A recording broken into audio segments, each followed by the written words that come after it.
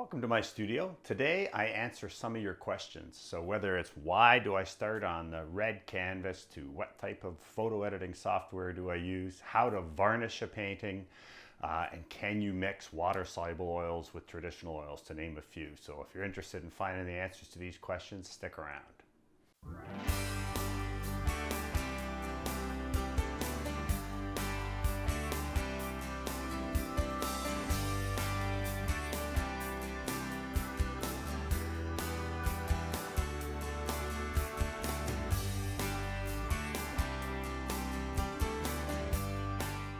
So one of the questions I received was what type of photo editing software do I use, and do you need to have the kind of full-blown fancy software? So I use Photoshop and Lightroom. Now I actually subscribe to the Adobe Creative Cloud, so I pay a monthly subscription and I have access to all of the Adobe products, and they're continually updated. So that includes Premiere, which I use to edit videos. I get Audition, which is used to edit the sound. But primarily for photos that I'm going to edit to work from to paint, I just use Photoshop. And I really only use a few of the controls in Photoshop. So the crop tool, the curves, which is it's called a tone curve, adjusts the lights, the midtones, and the darks. The saturation, and the add selective colors, just basically things that adjust the lights and darks and the color shift of a photo. But you don't need to have Photoshop. Most cameras now, or sorry, most phones, I have an iPhone, it has those kind of basic adjustments available in it, or there's an app for the iPhone called Camera Plus.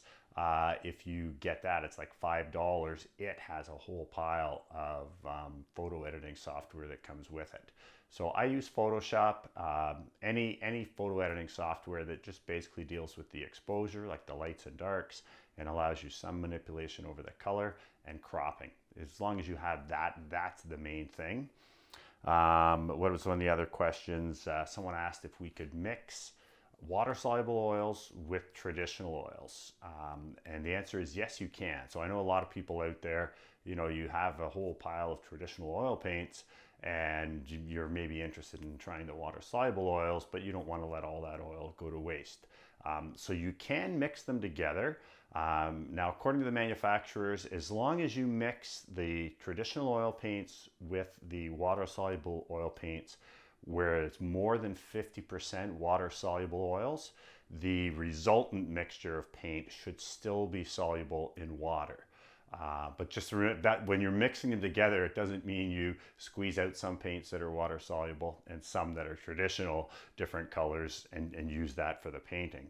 What you would need to do, for example, is if you have burnt sienna, let's say in traditional oil paints, you would get a burnt sienna in the water-soluble oils, and when you go to paint, you squeeze the two of them out together, making sure there's more of the water-soluble oils, and then mix them very, very good together. And then that resultant mixture should still be water-soluble.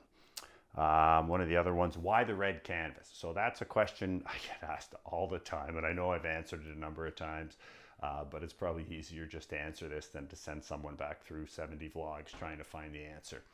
So the reason I start on a red canvas is twofold. One, I like the fact that it's a mid-tone color. So when I paint in this mosaic type fashion, the little areas of the canvas that show through are red, and they're not really stark and noticeable like they would be if I painted on a white canvas. Now that gives a very different effect. It's not necessarily bad, but it's not something that I like. I like the effect of those little bits of red showing through, and that also unifies the painting. Those little bits of red poking through has a unifying effect. And for the type of light effect that I paint, that little bit of red that shows just outside the branches, kind of there's a space between the branch stroke and the sky stroke, that little bit of red actually mimics the actual kind of light effect that happens where you get that little halo of red around something that's backlit. So that's why I paint on the red canvas, and I just really like that color. A lot of artists work on different colored canvases. I would suggest for you try a whole pile of different colors and just see what works for you, because this only works for me because I use bright, intense colors and it suits my color sense. If your sense of color is not kind of the same as mine in terms of what you gravitate towards, then this might in fact be the worst color for you to try painting on. Also, I got asked about the sides, if it was tape on the sides or what do I do? It's like, no, it's acrylic paint. And before I start the painting, I actually paint all of the sides black with a carbon black acrylic paint. This is not a fluid acrylic, but a heavy bodied acrylic paint. And I actually show my paintings like this. I very rarely frame a piece unless it's for a client specific order. But I like the fact that I don't have to spend an awful lot of money or any money on framing to get my work out there. So that's the whole idea of what I do on the sides. Okay, and someone also asked about varnishing a painting, about what do I do to varnish a painting, and should you varnish paintings? So the answer is yes. Generally, you should varnish your paintings. It helps protect them. But I mean, even with that said, I sometimes have wet paintings go out the door that don't get varnished, whether it's going to a client who has a deadline when they need it or a gallery that's just really on me for paintings. Nowadays, because of the fact that we don't heat our homes through fireplaces, and usually people do not smoke inside their home, the whole varnishing is not as critical as it used to be. But especially if a painting is going in an environment where it's going to be exposed to smoke, or for example in a kitchen or something where it's going to be exposed to grease and just stuff up in the atmosphere, in the air, then varnishing is very important. So I'm gonna just switch the camera angle here and I'll show you how I varnish a piece. Okay, so I use Camar spray varnish. It's by Krylon, and it is meant to be used for oil paintings. And the key to using this effectively is that you have to, first of all, you have to shake it very good, make sure it's well agitated. And then when you go to spray it, you do it in a series of passes that overlap. But what's really critical is that when you start the spray, you start it outside of where the painting is, and you carry on past the painting, and then you let up, you move down, and you do it again. If you start here, you'll get hot spots where there's more varnish right where it starts coming out. So you need to start on one side of the painting and then go past the painting and then let off. And then continue doing that, overlapping until the whole painting has received a coat. And then after letting it dry for 10 or 15 minutes, I turn the painting 90 degrees and I come back the other way. And this stuff dries really quickly. It's usually, it could be good to go 20 minutes or half an hour after you've varnished it. The one thing that is really important to do is once you've finished varnishing is to turn it upside down, spray to clear the nozzle, and I usually just wipe it on my shirt afterwards. If you don't do that, you'll start getting little clogs in here, and then as you're going over here, that will build up varnish and you'll get drips on your painting, so you don't want to do that. The other thing is you want to do it either outside or someplace that's really well ventilated. So that's why I'm not actually varnishing it here, because I don't want the smell of my studio. So I usually do it in the garage, like in the spring, summer, and fall with the door open, or in the winter I'll do it in a bathroom with the door closed and the fan going, and then I'll leave it in there for a half an hour to have the fan vent out all of the smell, because this is pretty powerful smelling stuff. So again, Camar spray varnish. It's really, really easy to use. Just make sure you go past the painting when you start and when you finish each stroke. Now, someone also asked if I could show some examples of my earlier work because they thought it would be interesting to see the progression, and I agree. So I'm going to put up a little video montage here of a bunch of earlier pieces that I did way, way before getting to this style.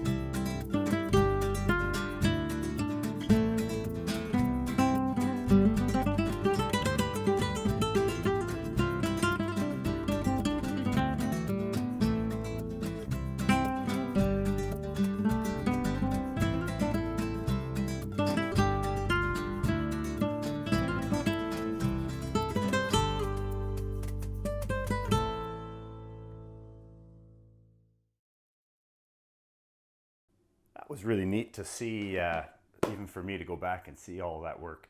The important thing to note there too is almost all of those pieces that I showed there were done within about a 3-year period.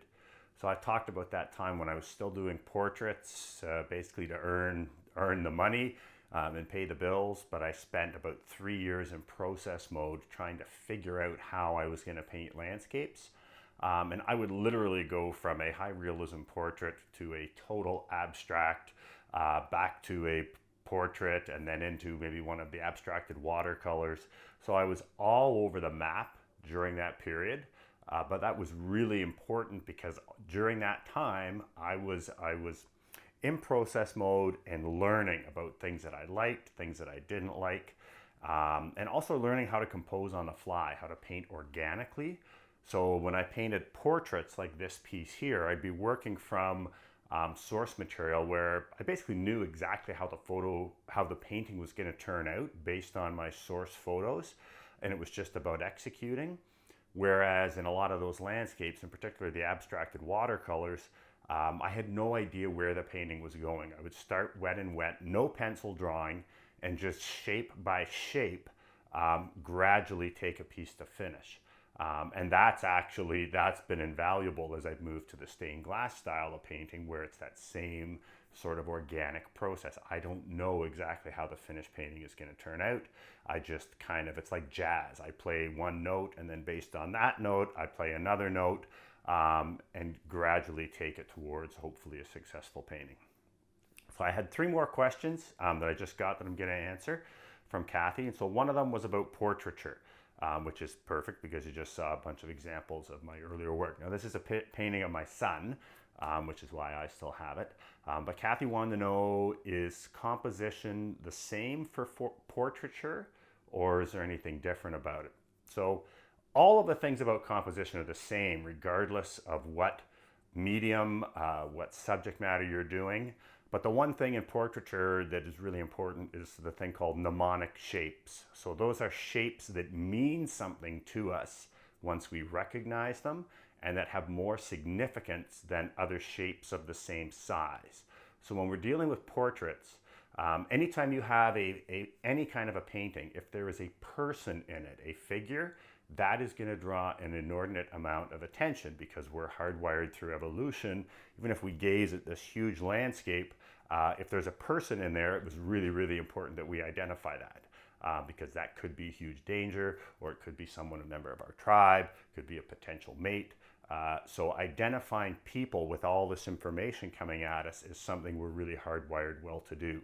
So if you put a figure in any sort of painting, it will draw more attention to itself than a similar sized shape that's delineated by the same value and the same edges. And when we get to people, the face draws more attention than any other area of the painting. The hands also draw a lot of attention because they could be holding a weapon. And then most importantly is the eye. So the eye, especially if the eye is looking out directly at us, as in this piece, and it looks like it's making eye contact, then that draws an inordinate amount of attention, much more than any other possible shape we could do that size, except maybe the sun, which is also why those paintings are so effective, because the sun paintings really draw the eye to that area of the canvas, and the sun is hugely important for us as a species. So that's the whole thing with portraits, that yes, those shapes that are mnemonic, they draw our attention more. But that's the same in any sort of painting, but particularly portraiture. Another question was, do I ever use a value sketch? So that's basically before you start your painting, you do a little sketch or a thumbnail, they used to call them when I was in college, where you block in your various values. And you work from that. I don't do that anymore. We had to do, for every college assignment that I had, we had to do 15 or 20 thumbnails, then a couple value sketches, then a color rough. And I just found that it just beat the life out of whatever it was I wanted to paint, so that by the time I got to do the finished illustration, I was just so sick of it from having redrawn it so many different ways. So I don't do that now. Now you might want to do that, and here's kind of the litmus test. If you are creating paintings where at the end of the painting you realize you don't have a really strong composition, then you might want to be doing a value sketch, because the value is the most readable part of any sort of two-dimensional image. So that also is going to tie into the last one, which is how important is color in composition. So the way our eye reads lights and darks and colors, the first thing that we read is value, lights versus darks. Then we read color, then we read pattern, and then we read texture. So value is the most important thing in terms of creating a strong composition to draw the eye to a certain area. So that whole idea of getting the painting and the viewer's eye to dance together, value is the most important thing. So if you're having trouble in your paintings, then you might want to consider doing a value sketch first, and then going to your painting. But in terms of color, color is more important in terms of emotion, and evoking an emotion in the viewer. And I know for me, that's one of the things that I think people find really, really appealing, is my use of color. So color is extremely important. People often say to me that my paintings make them happy, or it makes their heart smile, or I paint happy paintings. And I totally agree. And that's because of my use of bright, vibrant colors. You can use a lack of color as well to create mood, to make a dark, somber piece that is anything but happy. Here's this piece here, for example. It's a striking portrait. I love this piece. This was one of the first pieces I ever had that won an award. But it's not a happy painting like my other ones, and that's because of the use of color. Some of the other portraits that I have in there, particularly the watercolor of my niece, it's a really happy portrait because there's bright pastel colors in it. So color is extremely important, and I think often when people buy a painting, color is more important than anything else as far as when they just react to a painting. So the strong composition draws them in. But if you're doing it well, they don't even realize that you've got a strong composition. It's just you're effectively getting their eye to dance with the piece. But if you, based on color, create kind of a connection with the person, that's more likely that they are then going to decide to take that painting home with them. So I hope you've found this one helpful. It's a good opportunity for me to answer questions where everybody gets the benefit of the answer. I do try to answer your comments individually, but then you're the only one that gets the benefit. So I thank you for your time. As always, if you found this helpful, give me a thumbs up. Please subscribe if you haven't already. Share this with your friends, and I welcome your comments and questions. I'm Tim Packer, and I thank you for your time.